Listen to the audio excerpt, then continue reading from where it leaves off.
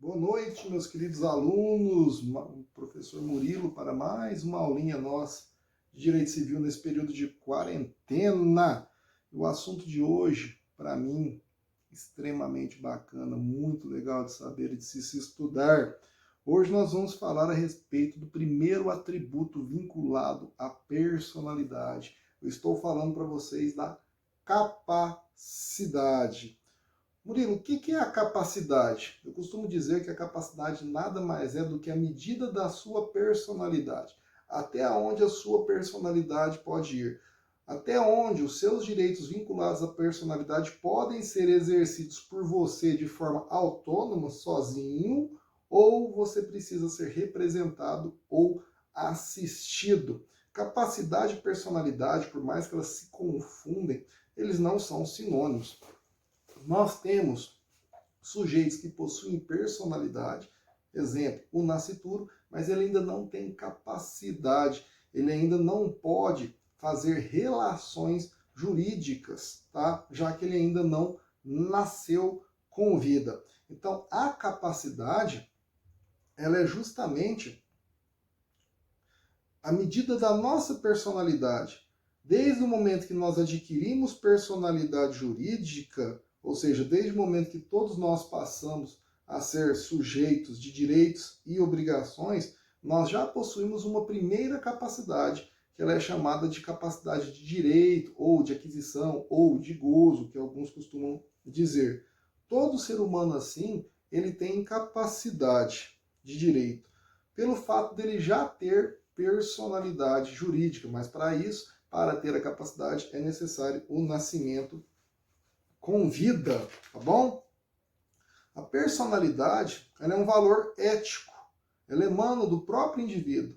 A capacidade já é um atributo dado pelo próprio ordenamento jurídico como uma realização desse valor, conforme o grande mestre Francisco do Amaral nos fala. A capacidade ela é uma aptidão inerente a cada pessoa, para que ele possa ser sujeito ativo ou passivo de direitos e obrigações no nosso mundo jurídico. Capacidade de direito, que é aquela que é inerente a todos nós, ela vem de forma genérica, bastando nascer com vida, ela é, então, um potencial inerente a toda pessoa para o exercício de atos da vida civil. Então, vamos a elas. Espécies de capacidade. Inicialmente, a capacidade ela se divide em capacidade de direito e capacidade de fato. Vamos conceituar então o que é capacidade de direito, ou de aquisição, ou de gozo. Ela é uma capacidade jurídica que é entregue de forma genérica a qualquer pessoa, física ou jurídica. Personalidade jurídica e capacidade não são os mesmos conceitos, eles dão uma diferença. Tá? Contudo, no momento em que você adquire a personalidade jurídica, você adquire já a capacidade de direito, já que a capacidade de direito ela vem ao nascer com vida. Bom, então nós temos a nossa capacidade de direito ou de gozo, quer dizer que todas as pessoas elas possuem capacidade de direito. Está lá no artigo 1º do nosso Código Civil. Ela é uma capacidade abstrata. É a capacidade para alguém ser titular de direitos e deveres nas relações jurídicas. Eu posso ser sujeito de direitos e deveres em qualquer relação jurídica. Basta eu nascer com vida. Por isso que fala-se capacidade de direito, capacidade de gozo, capacidade de aquisição, que são sinônimos desta mesma teoria. Contudo, por mais que eu tenha essa capacidade de direito, será que de fato eu posso exercer todos os meus direitos de forma autônoma, de forma pessoal? Não. A capacidade de direito quer dizer que você pode ser sujeito de direitos e obrigações, mas você ainda não terá legitimidade para exercê-los de forma autônoma, pois você só vai adquirir essa autonomia, conforme a nossa lei civil, de forma genérica, ao completar 18 aninhos. Então, antes dos 18, ou seja, menor de 16, você precisa de uma representação, e dos 16 para cima você vai precisar de uma assistência, tá bom? Então, essa é a nossa capacidade de direito. Mas essa capacidade de direito, ela tem que ter uma complementação, vamos dizer assim. Ela precisa evoluir. Eu posso ser sujeito de direitos e obrigações, mas eu não tenho legitimidade para exercê-los de forma autônoma, ou seja, sozinho. Eu vou precisar sempre de um representante ou de um assistente. Quando então que eu estarei apto a exercer todos os direitos para os atos da minha vida civil, exercer todos os atos da vida civil de forma sem precisar de representação ou de assistência? Isso você vai adquirir com a sua capacidade de fato, ou seja, de fato, a partir de agora você é capaz de exercer sozinho todos os atos da vida civil. Por isso que ela é chamada de capacidade de fato, ou de exercício, ou de ação. A partir de agora você pode exercer esses atos, você pode acionar todos os atos da vida civil sem necessariamente depender de um representante ou depender de um assistente. Você está apto. Você agora tem poder de exercício. Não precisa de mais ninguém. Quando que eu vou adquiri-la, professor? De forma genérica, aos 18 anos. Nós sabemos que existem casos de emancipação ou situações onde a pessoa se torna relativamente incapaz, mas depois consegue retroagir. Por exemplo, eu posso entrar em um estado de coma e ficar 1, 2 anos. Nesse momento eu me torno relativamente incapaz, eu perco minha capacidade fática. Mas caso eu retorne e tenha de volta minha plena consciência, consiga me autodeterminar, eu tenho minha capacidade de fato retroagida para mim, e assim eu posso exercer qualquer ato da vida civil. Então a capacidade de fato, ela se refere justamente ao exercício pessoal dos direitos e deveres na nossa ordem, no nosso ordenamento civil. São a aptidão para atos da vida civil sem você necessitar de um representante ou de um assistente. Adquirimos ela de forma genérica ao completarmos 18 anos, ou seja, a nossa maioridade civil. E da união da capacidade de direito, mas a capacidade de fato, nós temos a famosa capacidade plena. Uma pessoa adquire ela aos 18 anos. Essa capacidade plena quer dizer que eu sou plenamente capaz para exercer qualquer ato da vida civil de forma autônoma, sem necessitar da ajuda ou do consentimento ou da aprovação, autorização de qualquer pessoa, tá? Sou senhor de meus próprios atos. Então nós temos essa questão da capacidade, né, que ela se funda justamente no fato de proteger o indivíduo até que ele tenha discernimento total para os atos.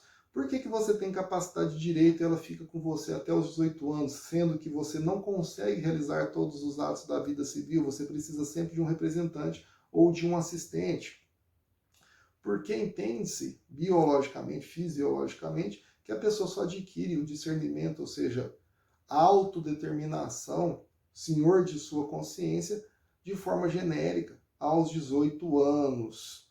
Então, desde nascimento com vida até os 18 anos, você vai ter uma capacidade de direito. Você tem direitos e deveres na sua vida civil, mas você não consegue exercê-los de forma autônoma, ou seja, sozinho. Você sempre vai precisar de alguém te representando ou te assistindo. Mas chegar aos 18 anos, pressupõe-se que agora, de fato, você está pronto para você exercer todos os seus direitos e todas as suas obrigações. Você está apto para a prática de qualquer ato na nossa vida civil. E quando eu digo atos da vida civil, entendam compra, venda, locação, doação, arrendamento, casamento, entre tantos outros que nós temos. E como que faz, Murilo? Então, eu entendi, tem capacidade de direito, né, menores de 18 anos, capacidade de fato, maiores de 18 anos, Então, ao atingir 18 anos, eu junto a capacidade de direito mais a capacidade de fato e eu tenho a famosa capacidade plena, sou plenamente capaz para exercer qualquer ato da vida civil. Mas como que eu consigo frear essa questão das capacidades? Há alguma medida? Entendam que a capacidade, ela é a regra. A maioria das pessoas terá capacidade de direito, ao completar 18 anos terá a famosa capacidade de fato e assim adquirirá a capacidade plena. Mas nós temos uma exceção dentro do Código Civil, onde não serão todas as pessoas que terão capacidade de fato ou capacidade plena. Elas terão tão somente a capacidade de direito. Essas são as exceções, são as nossas teorias sobre as incapacidades. As teorias sobre a incapacidade nada mais é do que uma restrição legal à prática pessoal dos atos da vida civil. Não existe incapacidade de direito. Nós temos capacidade de direito, capacidade de fato, capacidade plena. Mas nós temos as teorias das incapacidades, que elas existem como forma de proteção justamente daquelas pessoas que são incapazes. E para isso nós temos graus de incapacidade. Nós temos dois. Nós temos o grau total e o grau parcial. No grau total, nós temos os absolutamente incapazes. Está lá no artigo 3º do nosso Código Civil. Esses absolutamente incapazes, eles têm que ser representados em seus atos da vida civil. E qualquer ato praticado por eles sem essa devida representação, esse ato é tido como nulo, ou seja, não produzirá efeito algum no nosso mundo jurídico. Nós também temos os relativamente incapazes, está lá no artigo 4º do nosso Código Civil. Esses eles precisam não de representação, mas sim de uma assistência, alguém para assisti-los, para vislumbrá-los no momento que eles estão realizando o ato negocial, ou seja, o ato de sua vida civil, e o ato praticado por eles é um ato passível de anulação. Nós falamos que o ato é anulável, tá? Produz efeitos, tá? No mundo civil, caso ele não seja impugnado pela parte que se sentir ofendida. Partindo dessa premissa, vamos estudar então quem são esses absolutamente incapazes e quem são os relativamente incapazes. Absolutamente incapazes. Muito simples de decorar isso aqui. Os absolutamente incapazes são todos aqueles menores de 16 anos. Qualquer pessoa menor de 16 anos, saudável, doente, com deficiência mental ou não, com deficiência física ou não, qualquer pessoa menor de 16 anos é considerado um absolutamente incapaz. E ele precisa de um representante para realizar os atos em seu nome. Normalmente, esse representante costuma ser seus pais, tá? Que nós chamamos também de tutores naturais. Os absolutamente incapazes, eles têm essa figura do tutor. É necessária essa figura do tutor para que eles possam realizar qualquer ato da vida civil. Sem a figura desse tutor aprovando e o representando nesses atos da vida civil, o ato praticado por ele é nulo, de pleno direito, e não produzirá qualquer efeito no nosso mundo jurídico. Então, esses menores de 16 anos, que muitos chamam de menores impúberes, são considerados absolutamente incapazes. Murilo, e um surdo? Ele é absolutamente incapaz? Se ele for menor de 16 anos, sim. Murilo, e uma pessoa assim, digamos, sem qualquer deficiência, ele pode ser um absolutamente incapaz? Se ele for menor de 16 anos, sim. Não importa, meus filhos. Qualquer pessoa menor de 16 anos será considerado um absolutamente incapaz, tá? Bacana é que em relação a esses absolutamente incapazes, conforme os artigos 198 e 208 do nosso Código Civil, não corre prescrição ou decadência contra eles. Isso é uma forma de protegê-los. Então, conforme eu vos disse, são absolutamente incapazes, conforme dispõe o nosso artigo 3º, são absolutamente incapazes de exercer pessoalmente os atos da vida civil os menores de 16 anos. Pessoalmente, eles não podem realizar qualquer ato da vida civil, mas desde que devidamente representados, sim, eles podem realizar esses atos. E essa representação é feita pela figura do tutor. Muito simples, absolutamente incapaz. Agora, nós temos os relativamente incapazes. Aqui já a figura já aumenta um pouquinho a complexibilidade, mas nada difícil demais. Os relativamente incapazes são aqueles que não são menores de 16 anos, ou seja, eles têm de 16 a 18 anos. Então, é o maior de 16 e menor de 18. Além deste, nós temos os ébrios habituais e os viciados em tóxicos, e aqueles que, por causa transitória ou permanente, não puderem exprimir sua vontade. E nós temos ainda os pródigos, que também se encontram nessa lista.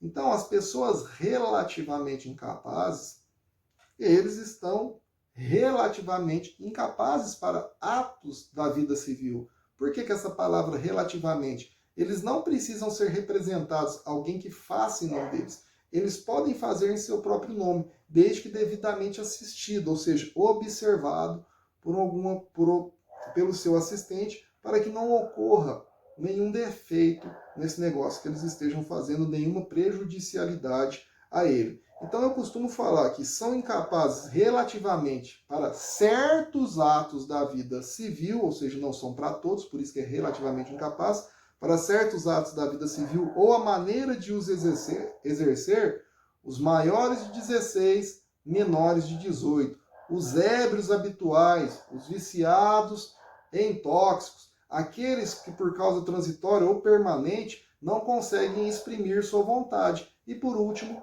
os pródigos, ou seja, os gastadores. Vamos comentar inciso por inciso. Inciso primeiro, os maiores de 16 e menores de 18. Murilo, mas por que você está falando que para certos atos da vida civil eles são relativamente incapazes? Porque pensem, com 16 anos, desde que devidamente autorizados por seus pais, vocês já podem exercer o casamento. Com 16 anos, você já pode servir como testemunha. Com 16 anos, você já tem direito a voto. A partir dos 16 anos, você já pode ter uma relação de emprego como assistente, como aprendiz, desculpe. Então, para alguns atos da vida civil, você tem capacidade, por isso que você é um relativamente incapaz. Para outros, você precisa de um assistente, alguém que te ajude na realização desse ato. Mas lembrando que esse ato será realizado no seu nome. Os ébrios habituais. Quem são os ébrios habituais? Pessoa que toma um chopinho no final de semana, bebe com a família às vezes no final de semana, esse não é o ébrio habitual. O ébrio habitual é aquela pessoa que toda hora que você encontra, ela está embriagada. Todo e qualquer cidade, todo e qualquer bairro, sempre tem aquele famoso bêbado famoso que todo mundo sabe. Ele é bêbado, que ele é alcoólatra. Esse é o ébrio habitual, a pessoa que todo dia se encontra alcoolizada. Como que uma pessoa dessa consegue fazer algum negócio? Ela pode ter até mais de 18 anos, mas como que ela pode realizar algum negócio, sendo que ela sempre está no estado de embriaguez, ou seja, ela não tem o seu discernimento total naquele momento. Além dos ébrios habituais, nós temos os viciados em tóxicos. Não é o viciado em tóxico, entende? Não é aquele cara que fuma maconha de vez em quando, que vai numa balada uma vez por mês e põe uma bala. Não é esse cara, não. O viciado em tóxico é aquele cara que se perdeu pro vício. É aquele que já está quase vivendo na rua, que pega as coisas de casa para trocar, para sustentar seu vício. É aquela pessoa que já perdeu o controle, é aquela pessoa que já necessita de uma internação. E esse é o viciado em tóxico que gera essa capacidade dele relativizada, né? Podendo aí ele perder parte de sua capacidade plena, ou sua capacidade de fato. para se tornar um relativamente incapaz. Inciso terceiro, aqueles que por causa transitória ou permanente não puderem exprimir sua vontade. O que é essa causa transitória ou permanente? Quer dizer que por alguma questão, seja ela de natureza transitória, seja ela de natureza permanente, eu não consigo mais me autodeterminar, eu não consigo me expressar. Imaginem, hoje, eu estou totalmente saudável, imaginem que amanhã eu sofra um acidente ou algo do tipo e entre num estado de vegetativo. Eu vou conseguir me autodeterminar? Eu vou conseguir fazer algum negócio? Eu vou conseguir determinar minha expressão? As pessoas vão me entender? Estou em um estado vegetativo. Se eu estou no estado vegetativo, se for uma causa permanente, eu tenho que ser considerado um relativamente incapaz, porque eu já saí daquela fase dos 16 anos. Eu não sou mais um absolutamente incapaz, agora eu sou um relativamente. E às vezes até por uma questão transitória. Imagina que eu tive um acidente de moto, entrei em coma, fiquei em coma 2, 3 meses. É uma causa transitória, mas naqueles 2, 3 meses eu consigo tocar algum ato da minha vida civil de forma autônoma, sozinho? Eu consigo me autodeterminar? Estou lá na cama de um hospital, entubado, sem conseguir falar, sedado. Como que eu consigo me autodeterminar? Como que eu consigo me expressar? Então, eu não consigo exprimir a minha vontade nesse momento. Em razão disso, seja por uma causa transitória, seja por uma causa permanente, eu sou considerado um relativamente incapaz. E nós temos também os pródigos. O que é o pródigo? O pródigo é aquela pessoa que gasta de forma compulsiva. Como eu sempre costumo brincar, aquela pessoa que compra uma coisa que não precisa com dinheiro que ela não tem para mostrar para quem ela não conhece. Esse é o pródigo. Aquele cara compulsivo que vai numa loja para comprar um sapato e em vez de comprar 1, 2, 3 pares, ele compra 15, 20, 30, sendo que na casa dele já tem mais 100, 200 pares. E muitas vezes esse pródigo está expondo a perigo o próprio patrimônio dele e da família, em razão desses gastos exorbitantes que ele possui. Nesse caso, essa pessoa ela perde a sua capacidade por questões negociais. Ela pode exercer outros atos da vida civil, mas para questões negociais ela não vai exercer nenhum ato. Ela pode autorizar o filho a fazer uma excursão escolar. Ela pode assinar um boletim do aluno, mas questões que envolvam patrimônio, dinheiro, nananina não. Esse é o famoso pródigo. E só para lembrá-los, nós temos o parágrafo único desse artigo 4º, que ele fala a respeito da capacidade dos indígenas. A capacidade dos indígenas, meus queridos, ela é observada através de uma legislação especial.